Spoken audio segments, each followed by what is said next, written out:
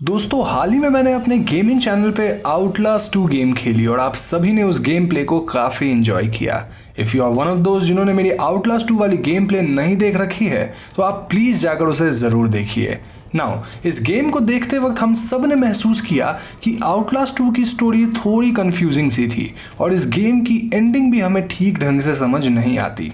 इसीलिए आज वाली वीडियो में हम आउटलास्ट 2 की कहानी को डिस्कस करते हुए इस गेम से रिलेटेड कुछ थियरीज पे भी बातें करेंगे। तो दोस्तों आउटलास्ट 2 का मेन कैरेक्टर ब्लेक लैंगरमैन है जो कि एक इन्वेस्टिगेटिव जर्नलिस्ट है और ब्लेक अपनी वाइफ लिन के साथ जर्नलिज्म करता है। लिन मोस्टली इस शो को होस्ट करती है और ब्लेक कैमरा को ऑपरेट करता है। सो हम व्यूअर्स ब्लेक और लिन को एक हेलीकॉप्टर में देखते हैं और इनके बातचीत से हमें पता चलता है कि ये दोनों रूरल एरिजोना में किसी जेन डो नामक प्रेग्नेंट औरत का मर्डर इन्वेस्टिगेट करने आए हैं और ये मर्डर कुछ इम्पॉसिबल सर्कमस्टांसेस में हुए थे।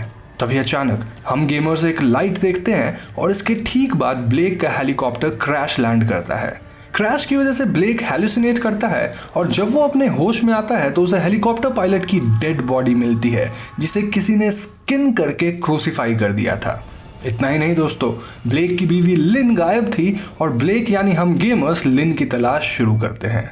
लिन को खोजते हुए ब्लेक एक नियर बाई टाउन में आ जाता है जिसका नाम टेम्पल गेट था और ये टाउन बहुत ही अजीब और क्रीपी सा था। इस टाउन के लोगों ने गॉड के नाम पर सभी बच्चों को सैक्रिफाइस कर दिया था और यहाँ के लोग ब्लेक पर अटैक भी कर रहे थे।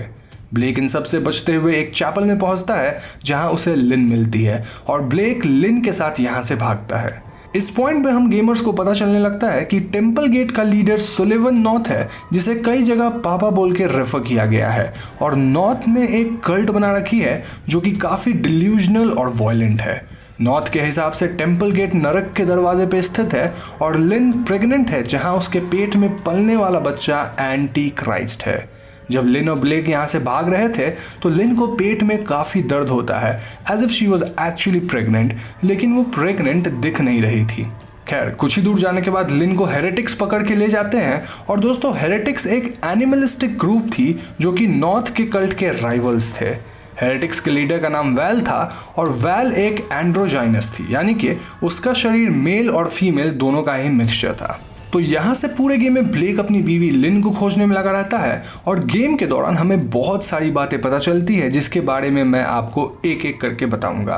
तो सबसे पहली बात जो आपने मेरे गेम प्ले में नोटिस करी होगी कि ब्लेक कई बार हैलुसिनेट करके एक स्कूल में पहुंच जाता था और स्कूल में हम जेसिका नाम की बच्ची को देख पाते हैं। ऐसा इसीलिए क्योंकि 4th ग्रेड में ब्लेक की जेसिका नामक एक फ्रेंड हुआ करती थी जिसकी स्कूल प्रेमिस में ही मौत हो गई थी।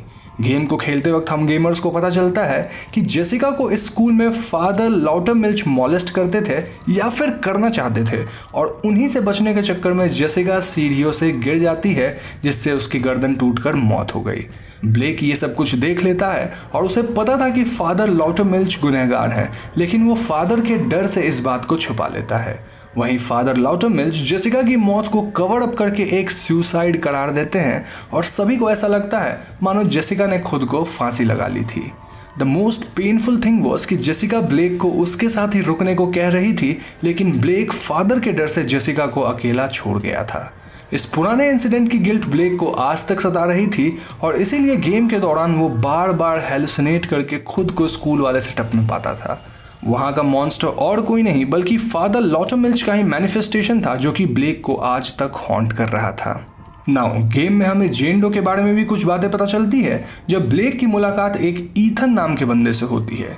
ईथन पहले नॉर्थ के कल्ट में हुआ करता था लेकिन उसने उस कल्ट को छोड़ दिया था।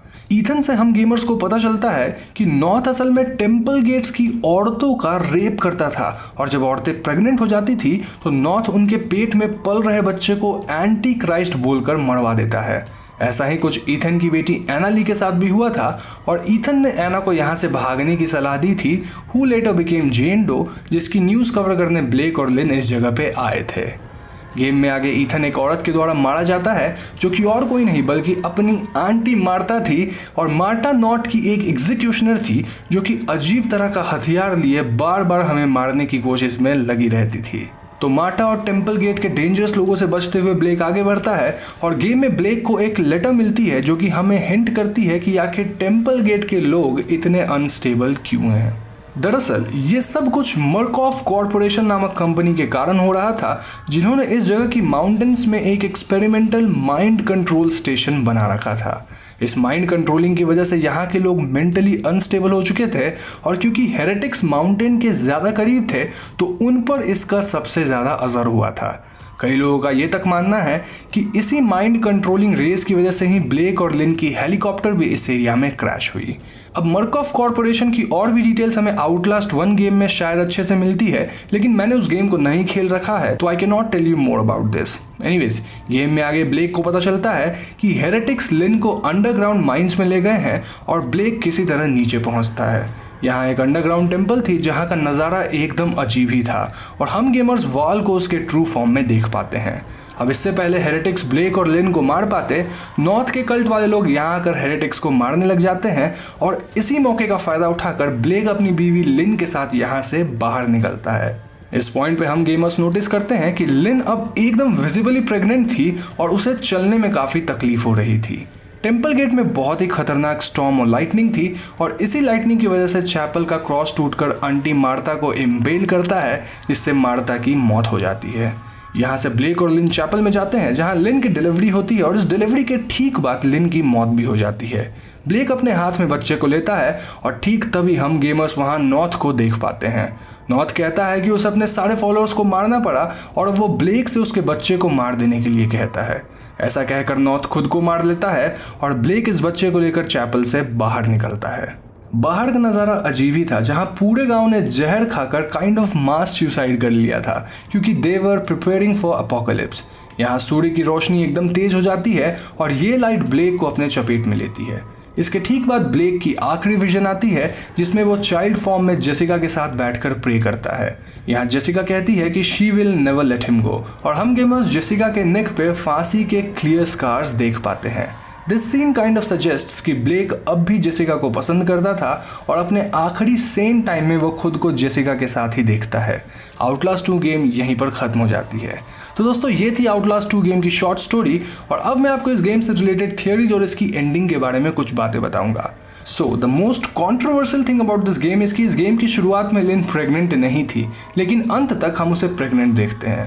इस बात की कोई एक्सप्लेनेशन हम गेमर्स को नहीं दी गई है, and that is why this is open to our interpretation.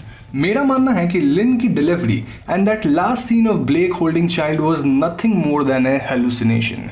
जी हाँ दोस्तों, मेरे हिसाब से मर्कॉफ कॉरपोरेशन की एक्सपेरिमेंटल रेस से अब ब्लेक भी अफेक्ट होने लग गया था, और लिन के प्रेग्नेंट होकर बच्चे को डिलीवर करने वाली बात और कुछ नहीं बल्कि एक हेलुसिनेशन थी। इस थियरी को एक पॉइंट सपोर्ट करती है, जिसके बारे में आप सभी ने ही मुझे गेम खेलते वक्त बताया, एंड दैट इज कि इस बच्चे की शैडो विजिबल नहीं थी। अब आप यहाँ पूछ सकते हैं कि भाई, नॉर्थ को भी वो बच्चा कैसे दिख रहा था? तो वेल, नॉर्थ तो ऑलरेडी मेंटली अनस्टेबल था because of the experimental race, और उसी ने ये कहना शुरू किया था कि लिन इज प्रेग्नेंट। यही बात ब्लेक के दिमाग में फंस गई, और ये हार्मफुल चमकने वाली लाइट से ब्लेक भी काइंड ऑफ अनस्टेबल हो गया, जहां उसे लिन बेबी डिलीवर करते दिखी। कई लोगों का मानना है कि मर्कॉफ कॉरपोरेशन की हार्मफुल रेज मेल और फीमेल को अलग अलग तरह से अफेक्ट करती है, जहां फीमेल को ऐसा लगने लगता है कि दे आर प्रेग्नेंट, और मेल भी प्रेगनेंसी वाली बात को मानने लगते हैं। इसके अलावा लास्ट सीन जिसमें हमने ब्लेक को पूरी तरह लाइट में इनगल्फ होते देखा, वो इस बात को सजेस्ट करती है कि वो भी अब पूरी तरह से मेंटली अनस्टेबल हो चुका है।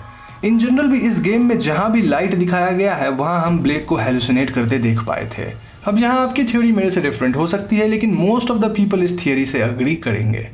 एनीवेज, हमने आउटलास्ट 2 में स्केल को भी देखा, जिसने हमें ढेर सारे तीर मारे, और ब्लेक उन सब से बचते हुए लिन को बचाने की कोशिश कर रहा था।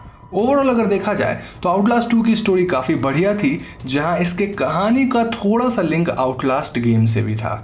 आउटलास्ट 2 में और भी कई सारे ईस्टर एग लेटर्स और चैप्टर्स हैं, लेकिन अगर मैं उन सबको कवर करने लगा तो ये वीडियो गेम जितनी लंबी हो जाएगी, इसीलिए हम वीडियो को यहीं पर ख़त्म करेंगे। अगर आपको ये शॉर्ट स्टोरी एक्सप्लेनेशन पसंद आई है तो इसे लाइक कीजिए, और प्लीज़ आप इस वीडियो को अपने गेमर फ्रेंड्स के साथ ज़रूर शेयर कीजिए।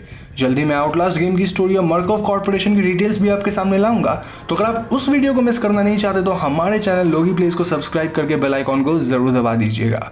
आई will see you guys in my next streaming session. Piece.